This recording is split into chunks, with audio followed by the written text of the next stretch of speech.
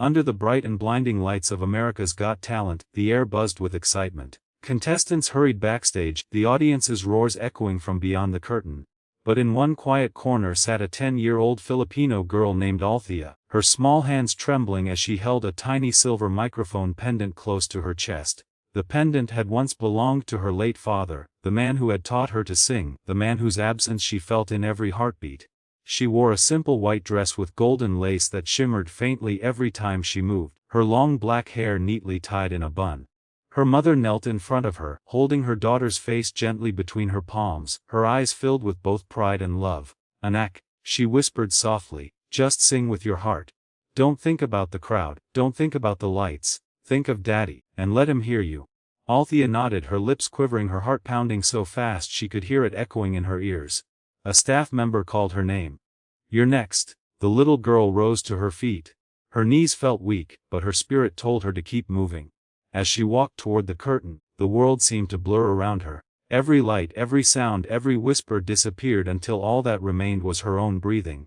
She stopped at the edge of the stage and closed her eyes for a moment. "This is for you, Papa," she whispered, clutching her pendant.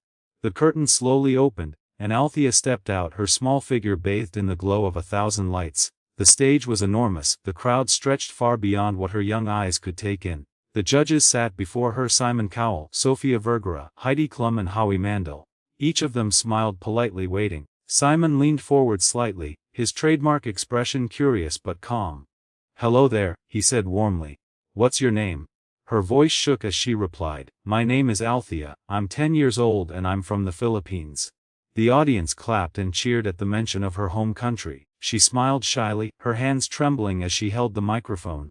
"And what will you be singing for us today?" Simon asked. "I'll be singing Nasan Dorma," she said quietly. A ripple of surprise moved through the crowd. Some people gasped, some chuckled softly. "Opera, from a 10-year-old, Simon blinked, slightly taken aback but intrigued. "That's a big song," he said with a grin. "Alright, take a deep breath. We're ready when you are."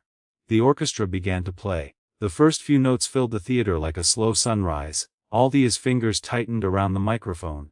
For a split second, she froze, and then she began to sing. Her voice, light and pure at first, grew and grew, echoing through the massive hall. The judges' faces changed instantly. Simon leaned back in his chair, his eyes widening. Sophia's hand flew to her mouth. Heidi's eyes filled with tears. Howie nodded slowly, stunned. The audience fell silent, not a whisper, not a breath.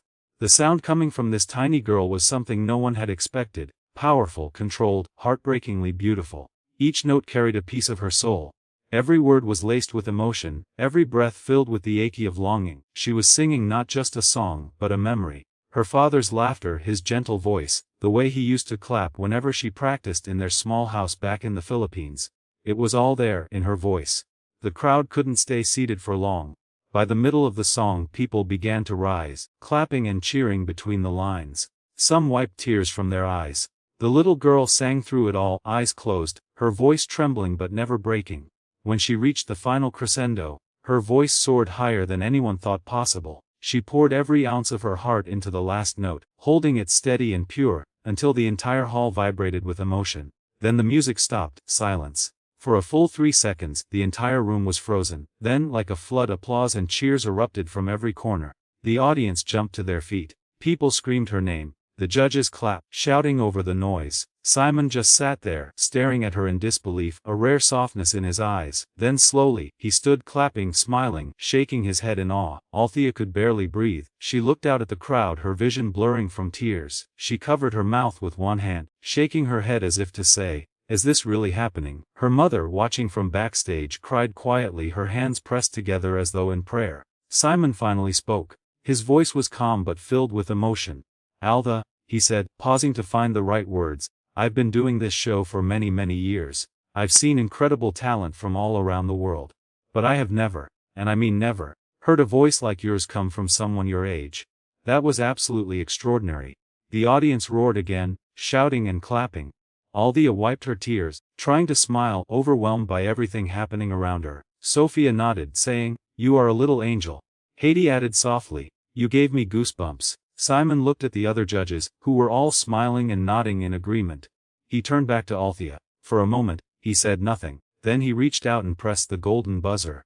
The theater exploded with sound. Golden confetti rained down from above, glittering in the stage lights.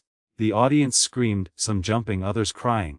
Althea gasped, her hands flying to her mouth as tears poured down her cheeks. She looked up, watching the golden pieces fall all around her. Her mother ran out from backstage, wrapping her arms around her daughter. The two hugged tightly, crying and laughing under the golden storm. Simon walked up to them, smiling genuinely. He leaned down and said softly, "Your father is smiling right now. You just made your country proud." The cameras captured everything, the confetti swirling, the mother and daughter embracing Simon's rare, heartfelt smile. The audience kept cheering. The music swelled, that iconic AGT theme that plays only during the most magical moments. Althea looked up into the lights, her face glowing, the pendant around her neck shining brightly. She whispered through her tears, "Thank you, Papa."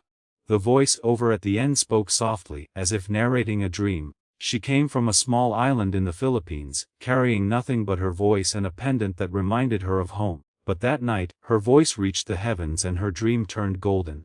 The camera faded out slowly as she and her mother stood under the rain of confetti, smiling and crying, the world watching in awe.